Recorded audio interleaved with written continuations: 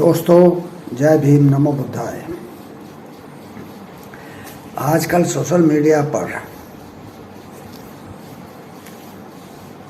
चमत्कारों का काफ़ी प्रचलन बढ़ता जा रहा है और उसमें ज्योतिष शास्त्र का बहुत ही बखान हो रहा है। लेकिन दोस्तों, मैं कहना चाहता हूँ कि जब मनुष्य का जन्म होता है तब कोई ग्रह नक्षत्र नहीं होता है, देखा नहीं जाता है, ना उसी ग्रह नक्षत्र में पैदा होगा ये निश्चित होता है। जब मृत्यु होती है तब भी मनुष्य का कोई ग्रह नक्षत्र काम नहीं आते हैं। जब होनी है वो अवश्य होनी है। जितने भी वैज्ञानिक हैं जिन्होंने नोबेल पुरस्कार जीते हैं या बड़े बड़े आविष्कार किए हैं, उन्होंने ज्योतिष शास्त्र पर जरा भी विश्वास नहीं किया है।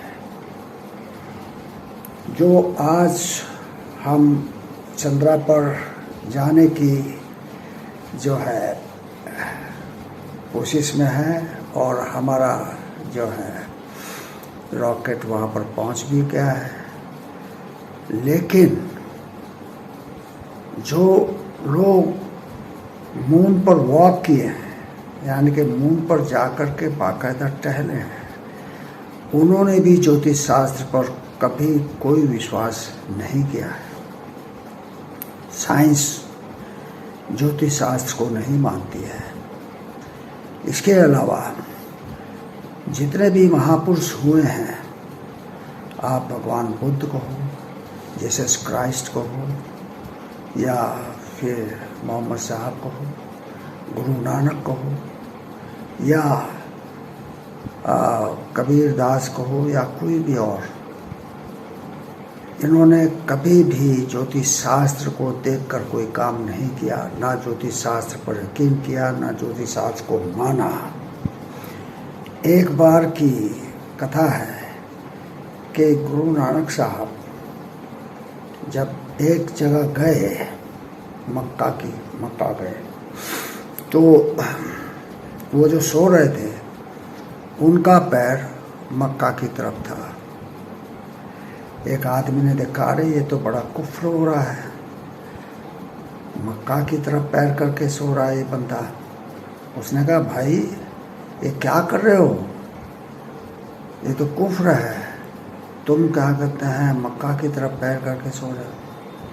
नानक ने कहा कि भाई देखो, मुझे पता नहीं था, तुम ऐसा करो, मेरा पैर जिधर मक्का ना हो उधर कर दो।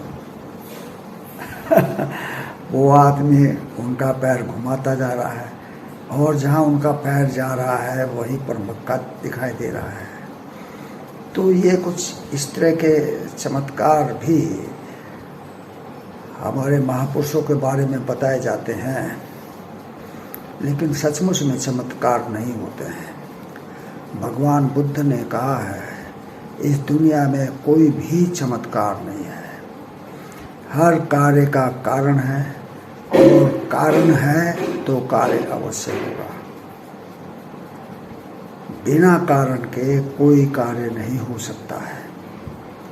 मैं अपनी एक घटना आपको बताता हूँ कि एक समय में बहुत ही भयानक संकट से गुजर रहा था।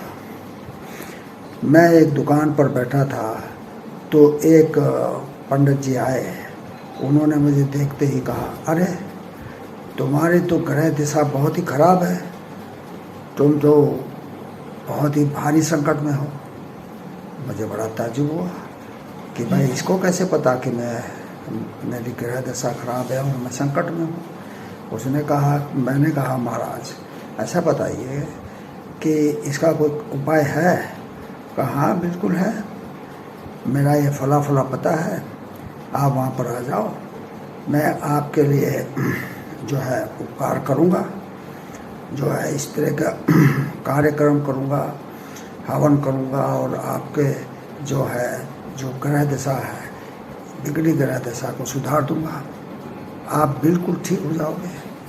मैंने कहा ठीक है, मैं आऊँगा।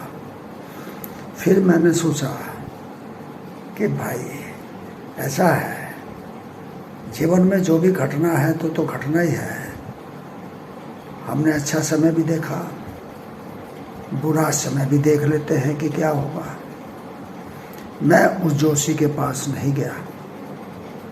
मैं अपने घर में विपश्यना में बैठ गया, ध्यान लगा करके, और बैठा रहा काफ़ी देर तक, करीब आधा पौना घंटा बैठा रहा। आपको सुनकर ताज्जुब होगा कि अगले दिन पता नहीं क्या हुआ कि मेरा जो घोर संकट था वो खत्म हो गया। तो आपको अपने ऊपर विश्वास होना चाहिए।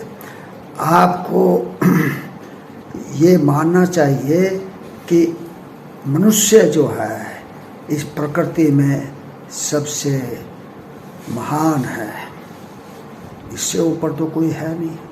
और ग्रह नक्षत्र जो हैं ये इतनी दूर है कि वो हमारा कुछ बिगाड़ नहीं सकते हैं।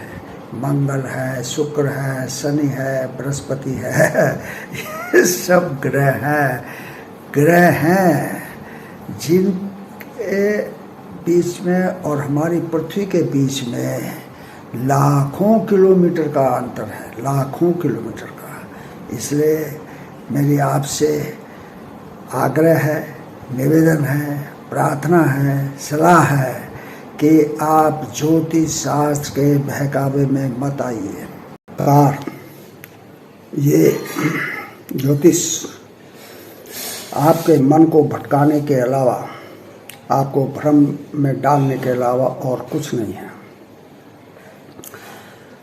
हमारे संविधान के रचयिता बाबा साहब भीमराव अंबेडकर, जिन्हें मैं मैत्रेय बुद्ध भीम कहता हूँ, उन्होंने कभी भी किसी भी ज्योतिष शास्त्र पर यकीन नहीं किया। उन्होंने किसी भगवान पर यकीन नहीं किया। उन्होंने किसी मंदिर पर यकीन नहीं किया, और वो जीवन भर किसी भी मंदिर में नहीं गए। बाबा साहब ने चेताया है कि भाग्य और भगवान के भरोसे मत रहो, तुम स्वयं ही अपनी नियति का निर्धारक हो। भगवान बुद्ध ने भी कहा है कि कर्म से बढ़कर और कुछ नहीं है। आपके कर्म ही हैं जो आपके जीवन को संवारते हैं, और आपके कर्म ही हैं जो आपके जीवन को बिगाड़ते हैं। इतिहास की एक घटना मैं बताना चाहूँगा कि मोहम्मद बिन कासिम जो है इराक से आया था गुजरात पर हमला करने के लिए, और वो मात्र कुछ घुड़सवारों के साथ आया था। भामनाबाद में एक शिव मंदिर था, और वहाँ की जनसंख्या में अधिकतर ब्राह्मण ही रहते थे। जब उनको बताया गया कि एक आक्रमणकारी हमारे जो है क्षेत्र पर आक्रमण करने के लिए आ रहा है, तो उन्होंने कहा अरे वो आ ही नहीं पाएगा, हमारे पास ऐसा मारक मंत्र है कि जिसका अगर हम उच्चारण करेंगे तो यहाँ आने से पहले ही वो मर जाएगा। लेकिन वो नहीं रुका, इनके मारक मंत्र कुछ काम न आए।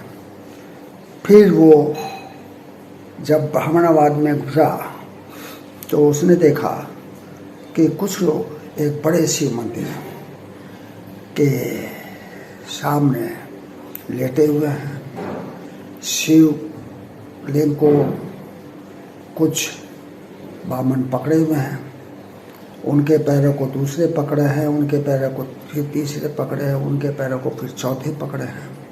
इस प्रकार वो पकड़े हुए हैं और ये उम्मीद लगाए बैठे हैं कि शिवलिंग से जरूर कोई चमत्कार होगा और इस आक्रमणकारी का जो है खात्मा हो जाएगा। लेकिन अब उसका जो है मोहम्मद बिन कासिम को भी आश्चर्य हुआ कि अरे भाई, मैं इतनी दूर से हमला करने के लिए आया हूँ, मेरे साथ बहादुर घुड़सवार हैं और ये लड़ने के बजाय ज़मीन पर लेटे हुए हैं, शिवलिंग को पकड़े हुए हैं।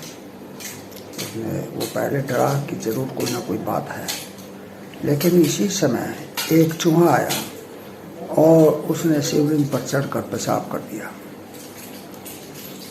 पहले तो वो हतप्रभ हुआ तो कासिम, और उसने कहा भाई अब तो ज़रूर कुछ ना कुछ होगा। लेकिन वो बहुत देर तक खड़े रहने के बाद भी जब वहाँ पर कुछ नहीं हुआ तो उसने कहा कि भाई इस पत्थर में कोई भी जो है चमत्कार नहीं है। उसने अपने सैनिकों को कहा कि इन सब जो लोग लेटे हुए हैं उनका सिर काट दो। उन्होंने उन पड़े पड़े सभी लोगों का सिर काट दिया और मोहम्मद बिन कासिम उस शिवलिंग को उखाड़कर इराक में ले गया। वहाँ ले जाकर उसने एक मस्जिद की सीढ़ियों में उस शिवलिंग के टुकड़े करके लगाए। वो मस्जिद आज भी इराक में है और कुछ नहीं बिगड़ा है। हमारे प्रथम प्रधानमंत्री जवाहरलाल नेहरू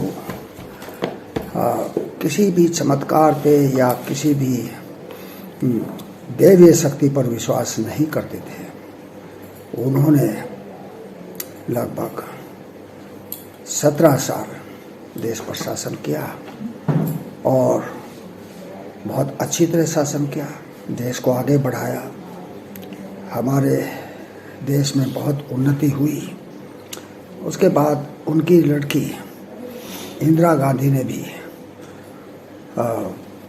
जो है वो चक्कर में पड़ गई इन तथाकथित चमत्कारों के।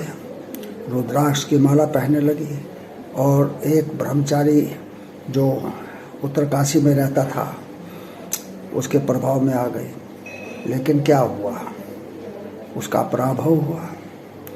जब इंदिरा गांधी ने पूर्वी पाकिस्तान पर हमला किया था तब उसने कोई भी शास्त्र को नहीं देखा था, ज्योतिष को नहीं माना था।